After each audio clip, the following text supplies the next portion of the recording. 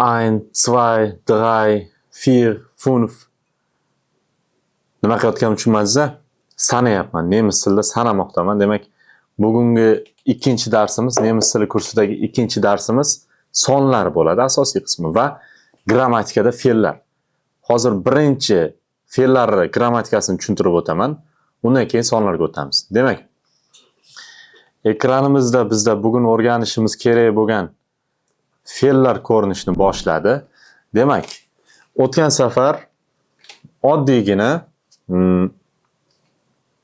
mana shunaqa bo'ladi, shunaqa bo'ladi deb o'rganib ketdik. Lekin grammatik jihatdan u nima, uni deylik vazifasi nima bular haqida gaplashmadik.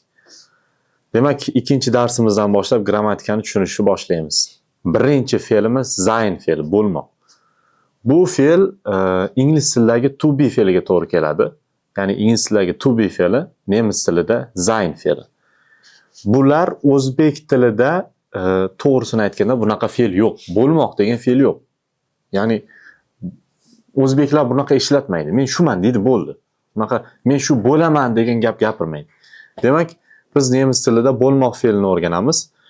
Avval shaxs olmoslarini o'rganib chiqishimiz kerak. Demak, bizning ekranimizda shaxs olmoslari. Demak, ich bu men, o'tgan safar bilamiz. Du bu sen, buni ham o'tgan darsimizdan bilamiz. Keyingi holatda RZS. RZS degani bu hammasi u degani. Faqat R bu yerda erkak roddagi so'zlar uchun, Z bu yerda ayol va u bu yerda narsa uchun u. Demak, wir, ya'ni wir bizda bu biz degani, ir degani sizlar, ya'ni bizlar, sizlar.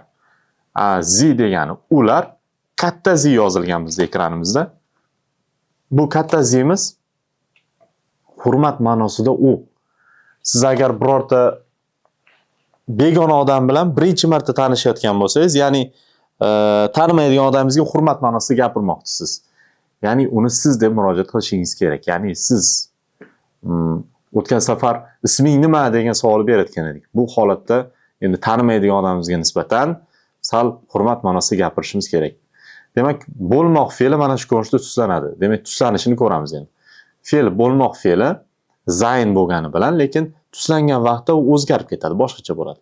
Ich bin, du bist, es ist, wir sind, ya'ni wir sind, ihr seid, sie sind, ya'ni ikkita zga ham, ular degan ma'noga ham katta shu hurmat ma'nosidagi uga ham sind ishlatiladi. Demak, misol kelgan bizda. Misolimizda ich bin Schüler, ya'ni ich bin Schüler. Bu degani men o'quvchiman degani. Ya'ni bin bu yerda bo'lmoq ma'nosi kelyapti. Ya'ni bo'lmoq fe'li bu o'sha men o'quvchi bo'laman degani. Men o'quvchi bo'laman degan ma'noda kelyapti. Ich bin Schüler, ya'ni men o'quvchiman. Du bist müde. Ya'ni darslarni ko'rib charchab ketdingiz va sizga qarab men du bist müde dedim. Ya'ni sen charchagansan degani. Bu degani bist bu yerda bo'lmoq fe'li. Sen o'zbek tiliga tarjima qilganda sen charchagan bo'lasan degani tarjimasi. Lekin o'zbek tilida sen charchagansan, ya'ni du bist müde. Bu yerda bist sein fe'li bo'lmoq fe'li tuslangan holatda keladi. Fe'l har doim ikkinchi bo'lib keladi. Egalik olmoshlari birinchi, ikkinchida fe'l va uchinchida to'ldiruvchilar kelyapti. Endi boshqa fe'llar, ya'ni bizda machen fe'li misolda ko'rsatilgan qanday tuslanadi? Machen fe'li ishga o'sha deylik bizda machen fe'li bo'ladigan bo'lsa, machenda misol qilmoq degan ma'nosi o'zi tarjimasi. Qilmoqda qil bu yerda fe'lning asosiy qismi o'zbek tilida, moq esa qo'shimcha. Nemis tilida ham xuddi shunday. En bu yerda qo'shimcha. Ya'ni fe'llarni tuslayotgan vaqtda biz en qo'shimchasini olib tashlab, mana bu biz ko'rsatayotgan s, t, t, n va t va n. Mana shu qo'shimchalarni qo'yadigan bo'lsak, bizda o'sha nemis tilidagi fe'llarni tuslanishi kelib chiqar ekan. Demak, ich mache, du machst, sie es macht, wir machen, ihr macht, sie machen deb tuslanadi. Demak, bu qilmoq. Biz xuddi shunday haben fe'lini, ya'ni ega bo'lmoq fe'lini o'rganishimiz kerak. Haben fe'lida ham xuddi shunday n olib tashlaymizda, demak tuslab chiqamiz. Ich habe, du hast, er sie es hat, wir haben, ihr habt, sie haben deb tuslanadi. Endi misollar. Ich habe ein Buch. Ich habe ein Buch. Ya'ni ega bo'lmoq, menda bor degan. Ich habe ein Buch, ya'ni menda kitob bor. Ich habe ein Buch. Er hat keine Zeit. Er hat keine Zeit. Bu degani uning vaqti yo'q tarjimasi. Bu yerda er olmosh o'sha u deyapti. Haben fe'li tuslangan holatda hat kelyapti. Er hat keine degani o'sha inkor qilyapti. Zeit, ya'ni keine Zeit. Uni vaqti yo'q. Uning vaqti yo'q tarjimasi. Endi machen fe'lini boyagi tuslanishini ko'rdik. Bu yerda misol sifatida o'sha gapni ko'rib ketamiz. Ich mache meine Hausaufgaben. Ich mache meine Hausaufgaben. Bu yerda meine degan mening, Hausaufgaben degani uy vazifasi.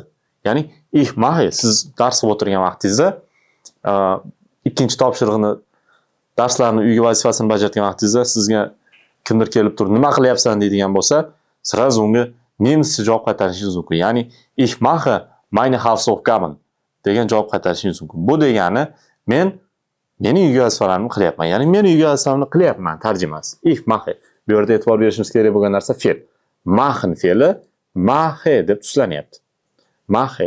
Ich mache meine Hausaufgaben. Demak, bu fe'llarni tuslanishi. Machen fe'li bizda machen fe'li qilmoq, bajarmoq degan ma'noda keladi. Endi keyingi fe'limiz 4-fe'l wohnen, ya'ni bu yashamoq degani. Wohnen fe'lini tuslanishi ich wohne, du wohnst, er sie es wohnt, wir wohnen, ihr wohnt, sie wohnen. Ya'ni shu n qo'shimchasini olib tashlab, uni o'rniga boyagi ko'rsatgan o'sha e, s, t, t, n va t va n'larni qo'yib chiqishimiz mumkin. Demak, misol.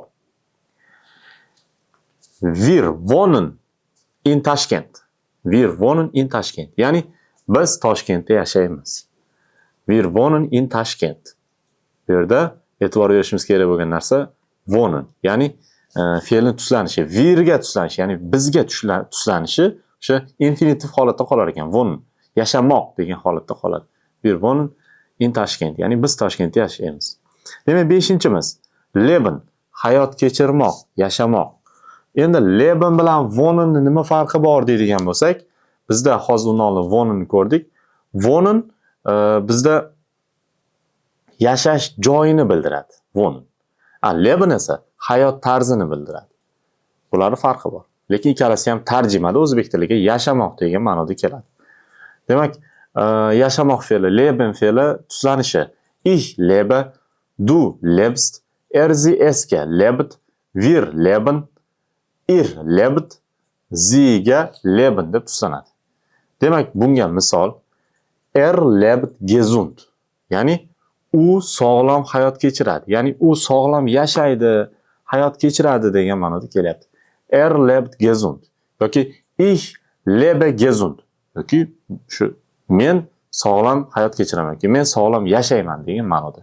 Demak, bu bizni o'rganishimiz kerak bo'lgan, bugungi ikkinchi darsimizda o'rganishimiz kerak bo'lgan fe'llar va ularning tuslanishi. Endi yana bitta o'rganishimiz kerak bo'lgan katta narsa nemis tilidagi raqamlar. Raqamlarni demak o'rganib chiqishimiz kerak bir chekkadan.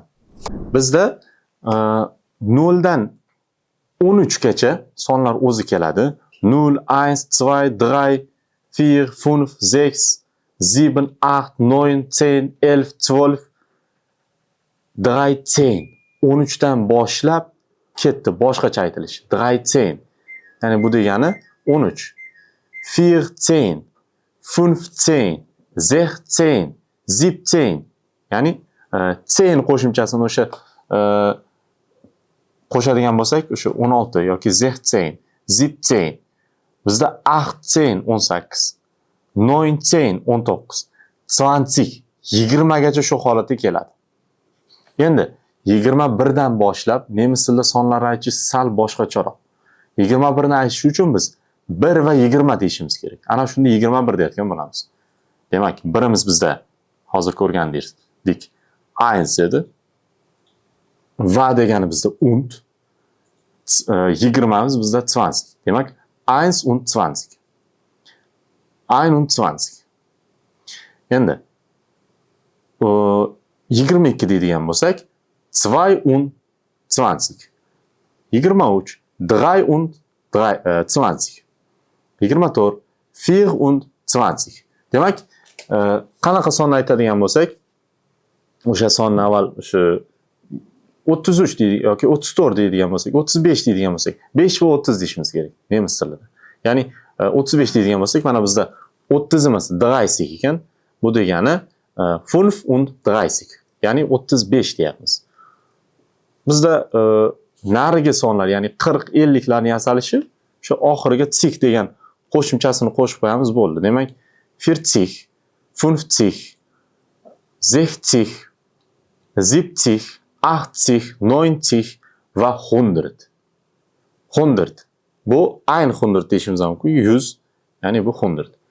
Demak, misol uchun bu yerda misol sifatida ko'rsatilgan 28, ya'ni 8 und 20, ya'ni 8 birinchi aytilyapti, keyin 20.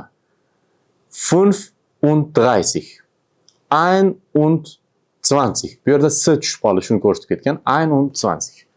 Mana shu ko'rinishda demak sonlar yasalar ekan nemis tilida. Va sizga topshiriq bo'ladi. 0 dan 100 gacha sanab, qayta sanashni o'rganasiz. Bu sizga topshiriq uyda bajarish uchun.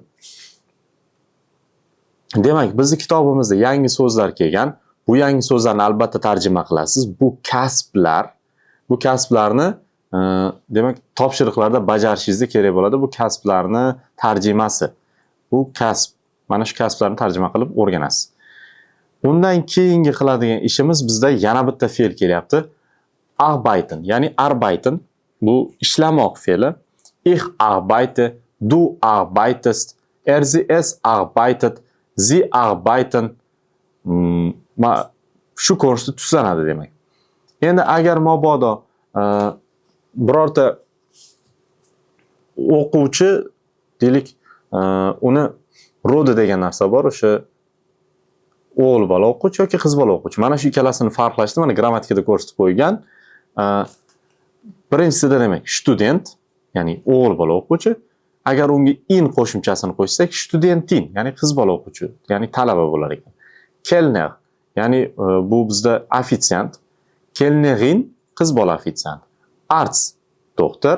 Ärztin, qiz bola doktor. Mana shu ko'rinishda bularni yasash mumkin. Ya'ni in qo'shimchasi o'sha jenskiy rodni hosil qiladi. Endi biz ko'rib chiqishimiz kerak bo'lgan birorta topshiriqni bajaramiz hozir. Demak, birinchi mashq. Ich heiße Lydia. Demak, rasmlarga qarang. Was sagen die Personen? Nima dedi odamlar deyapti. Was meinen Sie? Kreuzen Sie? Nima deb o'ylaysiz? Belgilang deyapti. Demak, buni eshitishimiz kerak va bajarishimiz kerak. Bu topshiriq sizga qoldiriladi. Men hozir tushuntirib o'tiraman, lekin o'zingiz bajarasiz. Demak, bu yerda o'zini yoshini aytyapti. Arno und Lydia. Arno und Lydia sind 28 Jahre alt. Bu degani Arno bilan Lydia 28 yosh degan. Yoki 38 yosh. Eshitgan holatda buni topish mumkin. Sind verheiratet degan. Bu oila qurgan degani. Sind nicht verheiratet degani bu oila qurmagan degani. Keyingisi haben Kinder. Haben bizda ega bo'lmoq fe'li edi, bor bo'lmoq. Ya'ni bolalari bor degani. Haben keine Kinder. Bolalari yo'q. Wohnen in Berlin. Wohnen bizda boya o'tganimizdek yashamoq fe'li edi. Wohnen in Berlin degani bu Berlinda yashamoq. Hamma Berlinda yashashni orzu qiladi. Ya'ni Germaniyada ketib Berlinda yashashni. Demak, wohnen in München. München. Bu yerda Münchenda yashamoq. Yoki wohnen in Wien. Wienda yashamoq. Buni demak eshitib bajarilish kerak, buni eshitib bajarasiz. Undan keyin hop, keyingi mashqda xuddi shuni yana bir marta eshitib, bu yerda ko'rib chiqishimiz kerak. O'sha ko'rib chiqiladi kim necha yoshda ekanligi va topshiriqlar bajarilishi kerak. Endi bizda nima deyapti? Hören Sie noch einmal und lesen Sie das Interview. Intervyuni yana bir marta eshiting va intervyuni o'qing deyapti. Belgilang. Biz yoki ular yoki bizlar yoki sizlar qaysi biri o'sha verben und ergänzen Sie fe'llarni xullas belgilashimiz kerak ekan, qanaqa holatda tuslanganini. Mana shu kitobda belgilab, mana hozir bizda und wie alt seid Sie bu holatda o'sha belgilab qo'yilyapti. Bizni nemis tilidagi o'sha fe'l bilan olmoshni. Mana shu holatda belgilab qo'yish kerak, xolos. Mana shuni bajarasiz demak. Buni yordamchi o'qituvchilar tekshiradi. Endi xo'p, bizda 4-mashq. 4-mashqimizning nomi demak wir sind nicht verheiratet. Bu degani wir sind biz oila qurmaganmiz degani. Wir sind verheiratet degani oila qurgan, nicht verheiratet esa oila qurmagan degan bo'ladi. Was passt ordnen Sie zu? Qaysi biri tushadi? To'g'rilang degan ma'noda. Ordnen Sie zu o'zbek tiliga tarjima qilganda to'g'rilang degan ma'noda. Endi tarjima qilamiz. Demak, wir sind geschieden. Birinchi gapimiz. Wir sind geschieden. Bu degani biz ajrashganmiz degani. Keyingisida wir haben ein Kind. Oder zwei Kind yoki zwei Kind. Bu degani bizda bitta farzandimiz bor yoki ikkita farzandimiz bor.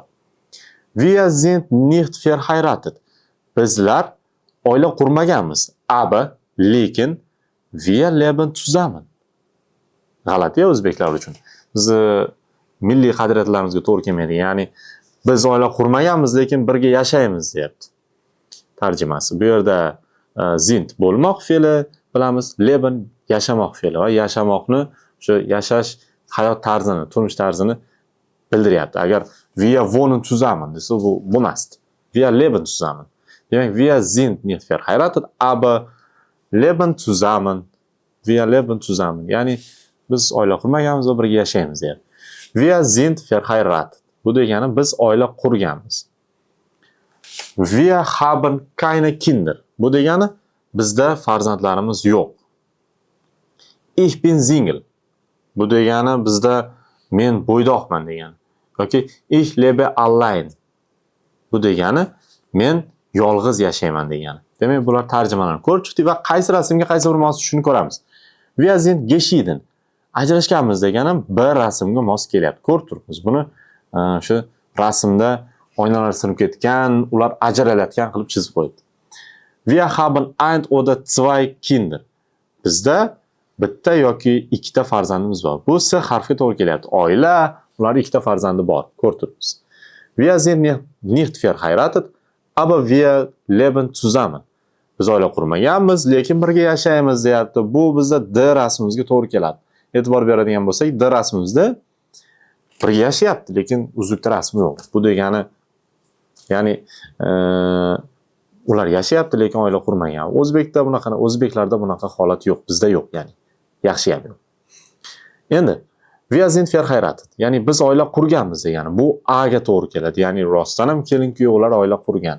Wir haben keine Kinder. Bizda farzandlar yo'q deyapti. F rasmga to'g'ri keladi bu. F rasm belgilab qo'ydi. Yana ular mazax yashayapti. Xuddi ularda farzand yo'qligi uchun mazax yashayotgandek ko'rinadi. Endi keyingisida ich bin Single yoki ich lebe allein. Bu degani E rasmimiz qoldi o'zi, faqat E rasmga mos keladi. Ya'ni u bo'ydoq yoki u yolg'iz yashaydi. Demak, bugungi darsimizdagi mana shu juda ham bir qiziqarli mashqimiz, ya'ni oilaviy o'zini oilaviy holatini bildirish. Misol uchun men o'zim haqimda gapiradigan bo'lsam, ich bin Single deyishim mumkin. Ya'ni yoki Ich bin nicht verheiratet deyish mumkin. Men oila qurmaganman yoki men bo'ydoqman deb javob qaytarish mumkin. Xuddi shunday o'zini oilaviy holatini tushuntirish holatlari ko'riladi bu mavzumizda. Endi mavzumizning asosiy qismlari ko'rib chiqildi. Qolgan mashqlar sizlarga qoladi. Demak, yangi so'zlarni yodlab chiqish, yangi so'zlarni tarjima qilish va bizda sonlarni 1 dan 100 gacha bo'lgan sonlarni hammasini yodlash, qayta-qayta. Buni qayta-qayta eshitib yodlash kerak. YouTube'ga kiradigan bo'lsa, YouTube'da shu sonlarni o'qilishi, 1 dan 100 gacha bo'lgan sonlar o'qilishi nemischasi bor. Mana shuni istalgan vaqt o'sha bo'sh vaqtda uxlayotganda, uyg'onganda eshitib yurish kerak. Ana shunda miyaga o'rnashib qoladi bu so'zlar. Demak, nemis tilidagi o'sha raqamlar. Demak, buguncha shular. Sizga berilgan topshiriqlarning barchasini bajaring. Arbeitsbuchda sizning o'zingizning kitobingizdagi topshiriqlarning hammasini bajaring va yordamchi o'qituvchi uni qabul qilib tekshirib oladi. Keyingi darsda demak ko'rishguncha.